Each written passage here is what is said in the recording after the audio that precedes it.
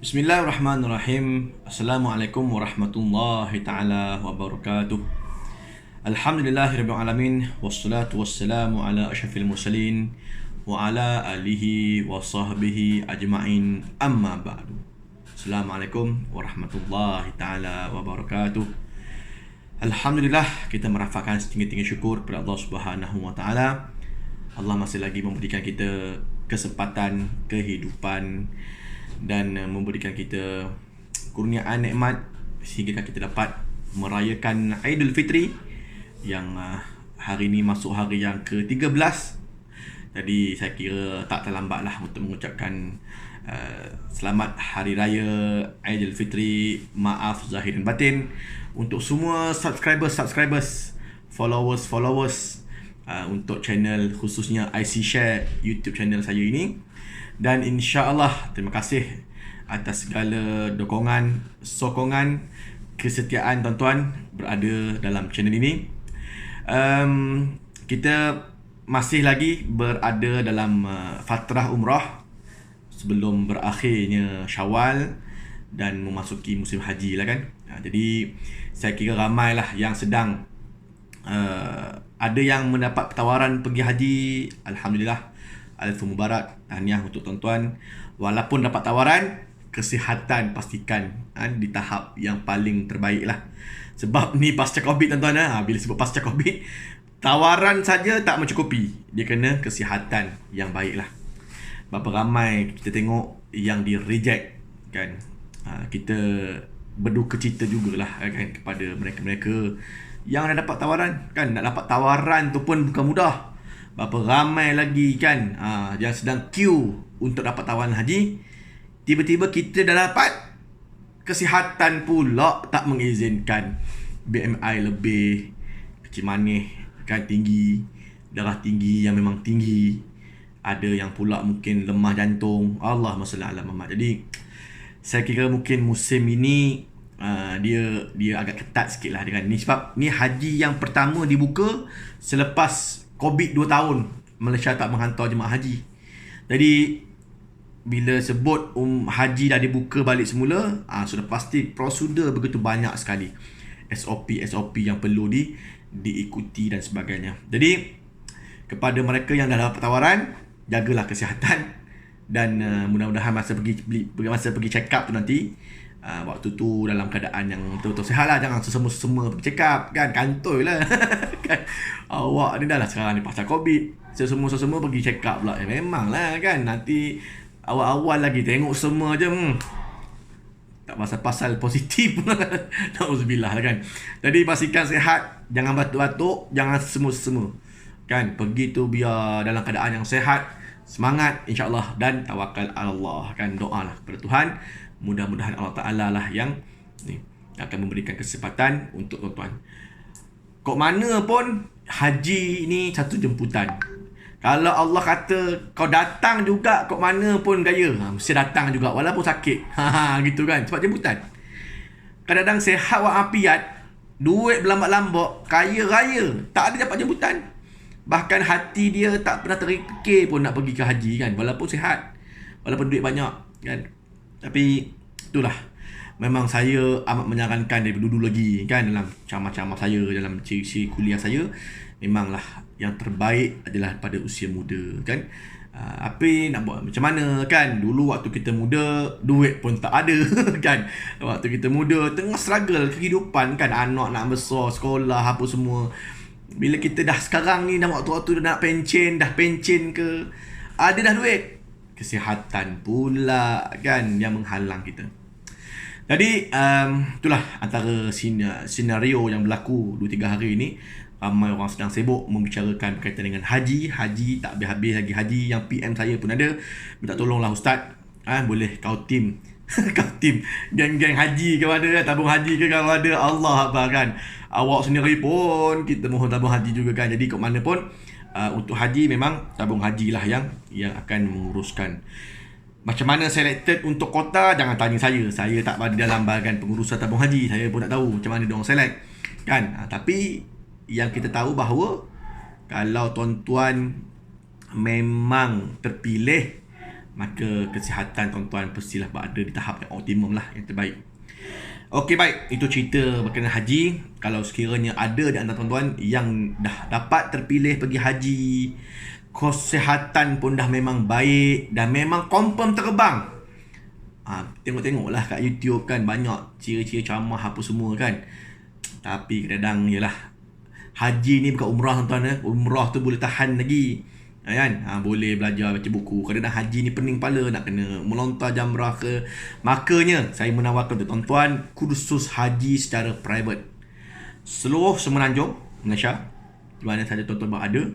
Kalau siapa yang teringin untuk mendalami ilmu haji dengan lebih mantap kan, gitu, maka boleh hubungi saya Ustaz Safrul Nasri 013-450-3230 ya.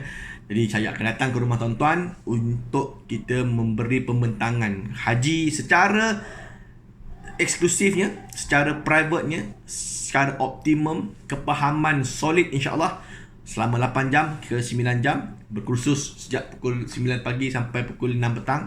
Insya-Allah knowledge itu yang paling mustahak. Tak guna kalau kita dapat pergi haji, excited bukan main, tapi kita mengabaikan ilmu kan.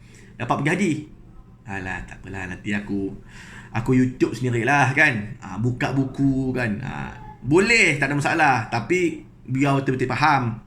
Kalau tak apa-apa nak faham kan, itu pun pening kan, tanya orang ni dia dah tak faham sangat Pak Haji, tanya member sebelah, member pun tak tahu juga haji kan. Jadi jangan terlalu mengambil remeh, khususnya berkaitan dengan ilmu haji. Sebab inilah satu kali lah seumur hidup, sekali ni lah haji. Tahiyah, tahidak, lepas ni datang lagi tahidak lagi lah, tak tahulah. Tak dapat lagi pergi haji ke tidak akan datang ni, belum tahu. Oleh demikian, jangan kita melepaskan ataupun mensia-siakan peluang kursus secara private bersama saya. Alhamdulillah, saya habis Ramadan dah tak terbang. Sekarang ni tengah tunggu panggilan haji, kalau ada rezeki jugalah saya. Tapi kepada tuan-tuan yang mana nakkan kursus haji secara private seluruh semenanjung daripada utara sampai selatan, perlukan khidmat dan juga pemahaman haji secara eksklusif, boleh hubungi saya Ustaz Safrul Nasri di 013-450-3230. InsyaAllah kita boleh aturkan masa yang sesuai. Saya boleh datang ke rumah tuan-tuan, kita bawa modul yang lengkap, kita beri pembentangan, saya bawa projektor, bawa alat pemancar apa semua, kan kita akan berkursus secara bertenang-tenang di rumah masing-masing kan. Ada orang kata, Ustaz, rumah saya rumah flat aja apa semua. Allah Akbar, sama rumah saya pun, bukannya rumah besar. Tak ada masalah. Itu bukan satu halangan untuk seseorang itu belajar ilmu kan. Yang penting tuan-tuan kena fikir bahawa ini haji aku nak yang terbaik. Tah bila lagi tahidak ada rezeki tah lepas ni tak tahu lagi kan. Cuma hidup inilah sekali haji, buat yang terbaik lah. Biar kursus tu biar mantap kan, biar mantap. Saya datang ke rumah tuan-tuan, tak ada apa masalah kan. Jadi kita boleh deal insyaAllah ya. Itu yang pertama lah. Yang keduanya, badal haji kita dah buka juga untuk maklumat tuan-tuan. Bagi siapa yang ingin melaksanakan badal haji 2022 ini, insyaAllah saya akan menguruskan badal haji. Kita ada beberapa kota, masih ada lagi kekosongan sehinggalah insyaAllah akhir Syawal ini. Cuma kota dah tak banyak, kurang lebih dalam 20 lebih saja tinggal berbanding daripada 200 kota badal haji yang ditawarkan.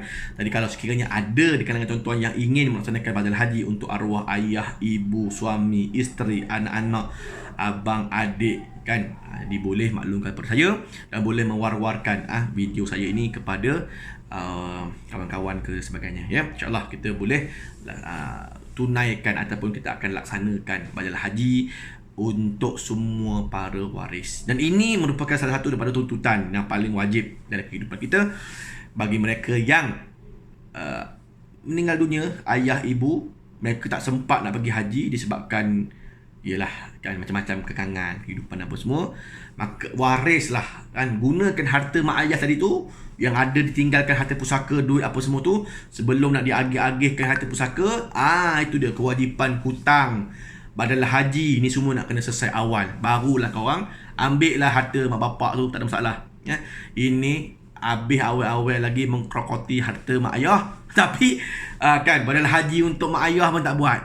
Jadi oleh demikian kan, kita sebagai waris kena tahu, kena ada ilmu bahawa mesti menunaikan badal haji, mesti menunaikan badal umrah kepada para arwah yang telah kembali ke rahmatullah. Mereka mungkin kadang-kadang tak perasan babak ini, tapi kita ni dengan teknologi, yalah, video macam ni, maklumat-maklumat, akhbar apa, tak adalah akhbar-akhbar kata paper, semuanya paperless lah, semua melalui handphone ni, handphone yang tuan-tuan pegang ni. Tuan-tuan tengok saya ni pun kadang-kadang kat TV, kat handphone kan. Gitu. Jadi ilmu tu dah ada, pastikan sebelum dia diagih-agihkan harta warisan kan, ambil sikit duit untuk pelaksanaan badal haji kepada para arwah, ya. Siapa yang nak boleh hubungi saya segera, insya-Allah kita masih ada lagi slot kekosongan, ya, untuk badal haji. Bagi yang dah pernah haji, mak ayah saya dah pernah pergi haji lah Ustaz, tapi saya kadang nak buatkan juga badal haji untuk tahun ni, maka tak ada masalah. Maka ianya merupakan satu hadiah kepada arwah di alam sana. Berapa banyak apa badal haji tuan-tuan mampu kan? Tiap tahun nak buatkan badal haji untuk mak ayah. Kita itulah kadang-kadang kan mengenangkan bahawa mak ayah kita ni banyak berkorban waktu kita kecil kan.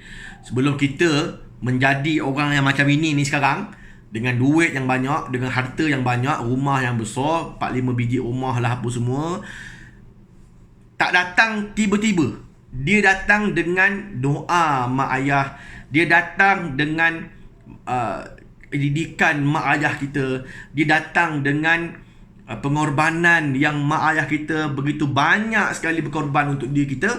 So kita nak, dia orang dah meninggal dunia, kita nak buat apa pun takkan nak sambut birthday, bagi bawa kek, bagi kubur kan, tak ada benda, tak ada makna benda tu. Maka yang menjadi makna kepada mereka adalah ni dia yang dikatakan infak, sedekah, badal haji, badal umrah. Ini semua mengalir untuk mereka di alam sana, buat tiap tahun, tak ada apa masalah kan. Tuan-tuan gaji kadang puluh-puluh ribu, apa ada masalah kan, bagi sedekah, bagi hadiah untuk mak ayah di alam sana dengan pelaksanaan badal haji, badal umrah, infak, sedekah, wakaf dan sebagainya. Jadi dengan kita sentiasa mengingati mak ayah kita, pengorbanan mereka waktu kita dulu tak ada apa-apa, sehingga kita hari ni ada apa-apa kan. Jadi benda tu menjadi satu benda yang cukup baik untuk kehidupan mereka, khususnya di alam kubur sana. Dan kepada kita juga yang mengeluarkan duit untuk memberikan keseronokan mak ayah kita di alam kubur itu, Allah gantikan balik rezeki tuan-tuan dengan berlipat kali ganda. Yakin dan percaya lah kan, yakin dan percaya. Baik, so itu yang pertama tadi saya nak terangkan tadi, khusus haji secara private. Umrah pun nak buka dah bulan 8 ni. Kalau ada yang nak buat khusus umrah secara private pun boleh juga PM. Yang keduanya badal haji, kita masih buka dan sebagainya, ya, untuk penawaran tuan-tuan.